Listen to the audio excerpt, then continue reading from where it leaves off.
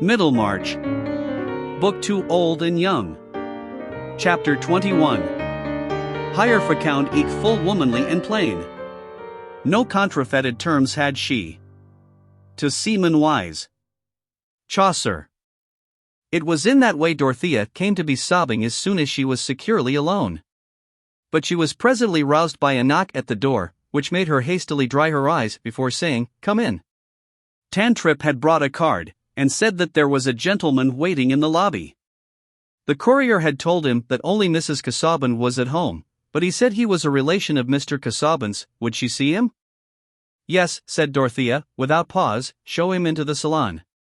Her chief impressions about young Ladislaw were that when she had seen him at Lowick she had been made aware of Mr. Casaubon's generosity towards him, and also that she had been interested in his own hesitation about his career.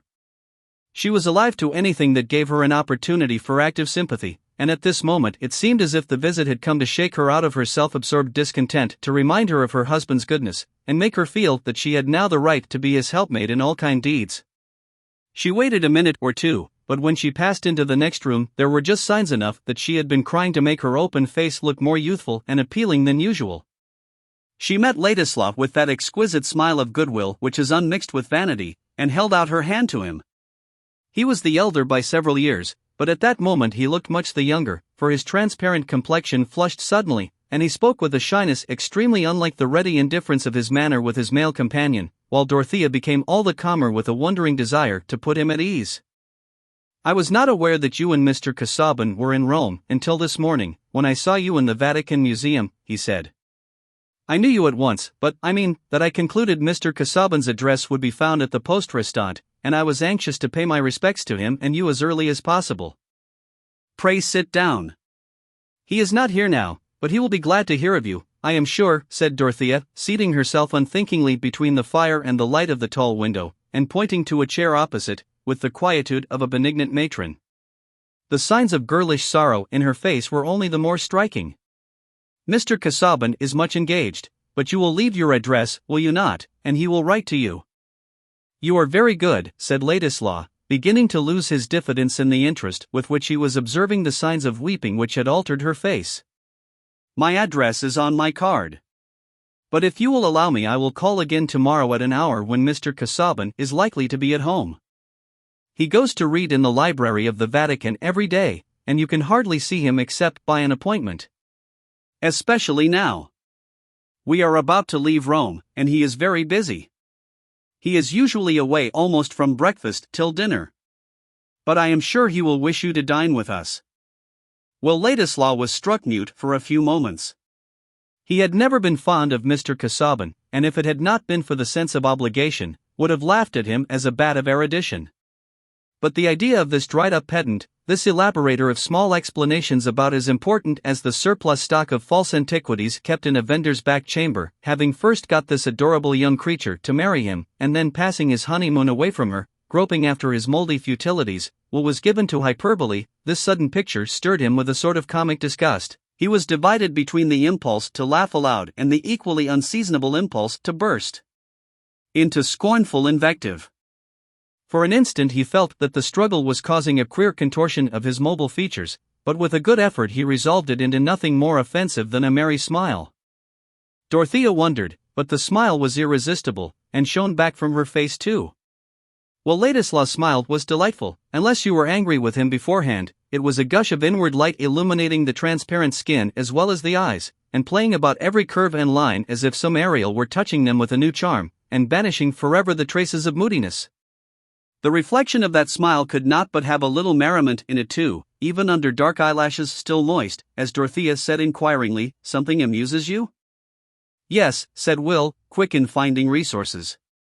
"I am thinking of the sort of figure I cut the first time I saw you, when you annihilated my poor sketch with your criticism." "My criticism?" said Dorothea, wondering still more. "Surely not. I always feel particularly ignorant about painting. I suspected you of knowing so much, that you knew how to say just what was most cutting. You said, I dare say you don't remember it as I do, that the relation of my sketch to nature was quite hidden from you. At least, you implied that." Will could laugh now as well as smile. That was really my ignorance, said Dorothea, admiring Will's good humor. I must have said so only because I never could see any beauty in the pictures which my uncle told me all judges thought very fine. And I have gone about with just the same ignorance in Rome. There are comparatively few paintings that I can really enjoy. At first, when I enter a room where the walls are covered with frescoes, or with rare pictures, I feel a kind of odd, like a child present at great ceremonies where there are grand robes and processions. I feel myself in the presence of some higher life than my own. But when I begin to examine the pictures one by one, the life goes out of them, or else is something violent and strange to me. It must be my own dullness. I am seeing so much all at once, and not understanding half of it. That always makes one feel stupid. It is painful to be told that anything is very fine and not be able to feel that it is fine, something like being blind, while people talk of the sky. Oh, there is a great deal in the feeling for art which must be acquired, said Will. It was impossible now to doubt the directness of Dorothea's confession. Art is an old language with a great many artificial affected styles, and sometimes the chief pleasure one gets out of knowing them is the mere sense of knowing. I enjoy the art of all sorts here immensely, but I suppose if I could pick my enjoyment to pieces I should find it made up of many different threads. There is something in daubing a little oneself, and having an idea of the process. You mean perhaps to be a painter, said Dorothea, with a new direction of interest. You mean to make painting your profession? Mr. Casaubon will like to hear that you have chosen a profession. No, oh no, said Will, with some coldness. I have quite made up my mind against it. It is too one-sided a life. I have been seeing a great deal of the German artists here. I traveled from Frankfurt with one of them. Some are fine, even brilliant fellows, but I should not like to get into their way of looking at the world entirely from the studio point of view. That I can understand, said Dorothea, cordially. And in Rome it seems as if there were so many things which are more wanted in the world than pictures. But if you have a genius for painting, would it not be right to take that as a guide? Perhaps you might do better things than these, or different, so that there might not be so many pictures almost all alike in the same place. There was no mistaking this simplicity, and Will was won by it into frankness. A man must have a very rare genius to make changes of that sort. I am afraid mine would not carry me even to the pitch of doing well what has been done already, at least not so well as to make it worthwhile. And I should never succeed in anything by dint of drudgery. If things don't come easily to me, I never get them. I have heard Mr. Casaubon say that he regrets your want of patience, said Dorothea, gently. She was rather shocked at this mode of taking all life as a holiday. Yes, I know Mr. Casaubon's opinion. He and I differ. The slight streak of contempt in this hasty reply offended Dorothea. She was all the more susceptible about Mr. Casaubon because of her morning's trouble. Certainly you differ, she said, rather proudly. I did not think of comparing you. Such power of persevering devoted labor as Mr. Casaubon's is not common. Will saw that she was offended, but this only gave an additional impulse to the new irritation of his latent dislike towards Mr. Casaubon. It was too intolerable that Dorothea should be worshipping this husband. Such weakness in a woman is pleasant to no man but the husband in question. Mortals are easily tempted to pinch the life out of their neighbor's buzzing glory, and think that such killing is no murder. No, indeed, he answered, promptly. And therefore it is a pity that it should be thrown away, as so much English scholarship is, for want of knowing what is being done by the rest of the world. If Mr. Casaubon read German he would save himself a great deal of trouble. I do not understand you, said Dorothea, startled and anxious. I merely mean, said Will, in an offhand way, that the Germans have taken the lead in historical inquiries, and they laugh at results which are got by groping about in woods with a pocket compass while they have made good roads. When I was with Mr. Casaubon I saw that he deafened himself in that direction. It was almost against his will that he read a Latin treatise written by a German. I was very sorry. Will only thought of giving a good pinch that would annihilate that vaunted laboriousness, and was unable to imagine the mode in which Dorothea would be wounded. Young Mr. Ladislaw was not at all deep himself in German writers, but very little achievement is required in order to pity another man's shortcomings. Poor Dorothea felt a pang at the thought that the labor of her husband's life might be void, which left her no energy to spare for the question whether this young relative who was so much obliged to him ought not to have repressed his observation. She did not even speak, but sat looking at her hands, absorbed in the piteousness of that thought. Will, however, having given that annihilating pinch, was rather ashamed, imagining from Dorothea's silence that he had offended her still more, and having also a conscience about plucking the tail feathers from a benefactor. I regretted it especially, he resumed, taking the usual course from detraction to insincere eulogy, because of my gratitude and respect towards my cousin. It would not signify so much in a man whose talents and character were less distinguished. Dorothea raised her eyes, brighter than usual with excited feeling, and said in her saddest recitative, "How I wish I had learned German when I was at Lausanne. There were plenty of German teachers. But now I can be of no use."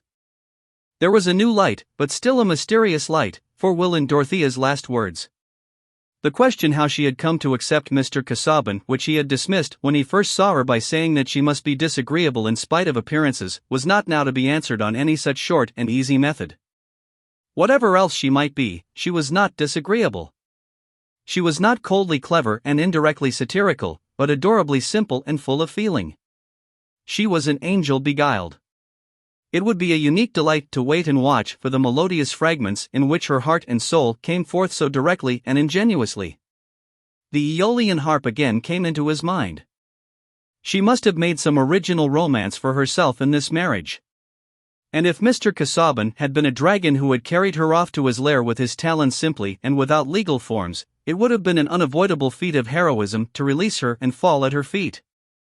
But he was something more unmanageable than a dragon. He was a benefactor with collective society at his back, and he was at that moment entering the room in all the unimpeachable correctness of his demeanor, while Dorothea was looking animated with a newly roused alarm and regret, and Will was looking animated with his admiring speculation about her feelings. Mr. Casaubon felt a surprise which was quite unmixed with pleasure, but he did not swerve from his usual politeness of greeting, when Will rose and explained his presence. Mr. Casaubon was less happy than usual, and this perhaps made him look all the dimmer and more faded, else, the effect might easily have been produced by the contrast of his young cousin's appearance. The first impression on seeing Will was one of sunny brightness, which added to the uncertainty of his changing expression. Surely, his very features changed their form, his jaw looked sometimes large and sometimes small, and the little ripple in his nose was a preparation for metamorphosis. When he turned his head quickly his hair seemed to shake out light, and some persons thought they saw decided genius in this coruscation. Mr. Casaubon, on the contrary, stood rayless. As Dorothea's eyes were turned anxiously on her husband, she was perhaps not insensible to the contrast, but it was only mingled with other causes in making her more conscious of that new alarm on his behalf which was the first stirring of a pitying tenderness fed by the realities of his lot and not by her own dreams. Yet it was a source of greater freedom to her that Will was there. His young equality was agreeable, and also perhaps his openness to conviction. She felt an immense need of someone to speak to, and she had never before seen anyone who seemed so quick and pliable, so likely to understand everything. Mr. Casaubon gravely hoped that Will was passing his time profitably as well as pleasantly in Rome, had thought his intention was to remain in South Germany, but begged him to come and dine tomorrow, when he could converse more at large. At present he was somewhat weary. Ladislaw understood, and accepting the invitation immediately took his leave. Dorothea's eyes followed her husband anxiously, while he sank down wearily at the end of a sofa, and resting his elbow supported his head and looked on the floor. A little flushed, and with bright eyes, she seated herself beside him, and said, "Forgive me for speaking so hastily to you this morning. I was wrong. I fear I hurt you and made the day more burdensome." "I am glad that you feel that, my dear," said Mr. Casaubon. He spoke quietly and bowed his head a little, but there was still an uneasy feeling in his eyes as he looked at her. "But you do forgive me," said Dorothea, with a quick sob. In her need for some manifestation of feeling she was ready to exaggerate her own fault. Would not love see returning penitence afar off, and fall on its neck and kiss it?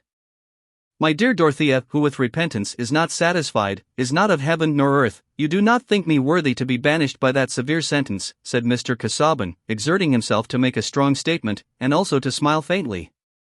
Dorothea was silent, but a tear which had come up with the sob would insist on falling.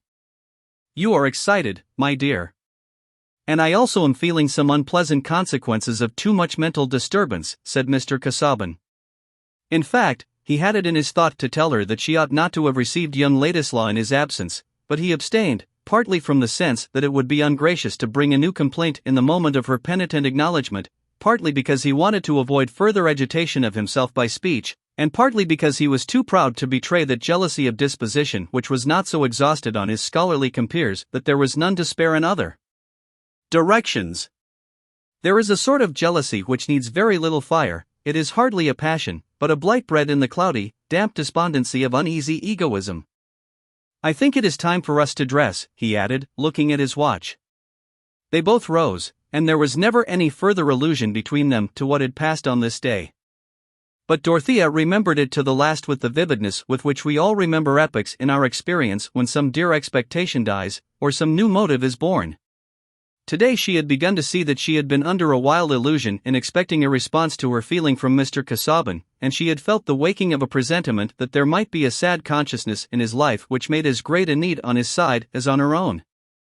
We are all of us born in moral stupidity, taking the world as an udder to feed our supreme selves. Dorothea had early begun to emerge from that stupidity, but yet it had been easier to her to imagine how she would devote herself to Mr. Casaubon, and become wise and strong in his strength and wisdom, than to conceive with that distinctness which is no longer reflection but feeling and idea wrought back to the directness of sense, like the solidity of objects that he had an equivalent center of. Self, whence the lights and shadows must always fall with a certain difference.